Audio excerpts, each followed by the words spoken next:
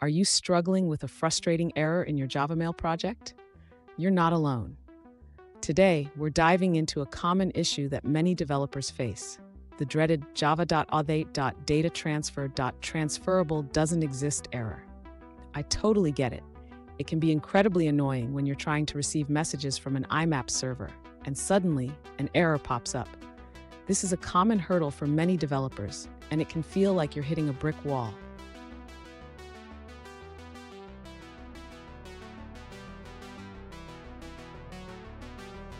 Let's take a closer look at the specific question that brought us here.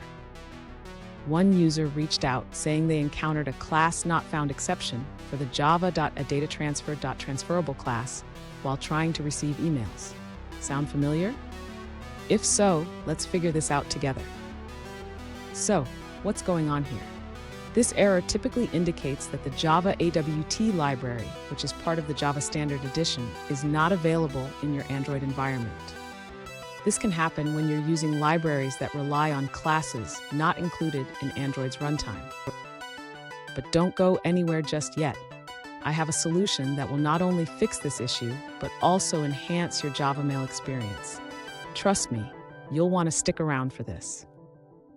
To resolve the issue with the missing class, the user should first download the necessary JavaMail libraries. These libraries are essential for handling email protocols in Java.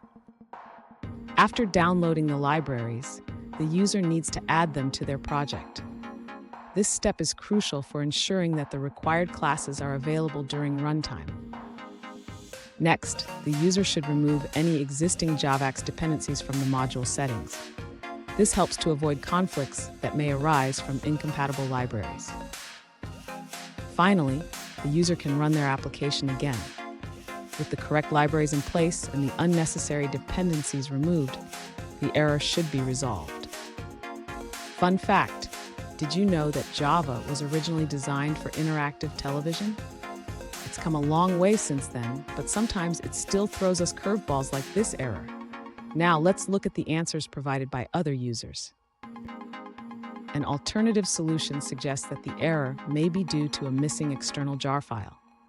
The user points out that the JavaMail API, which is part of the Java EE package, cannot be used directly in Android because it relies on AUT components that are incompatible with the platform.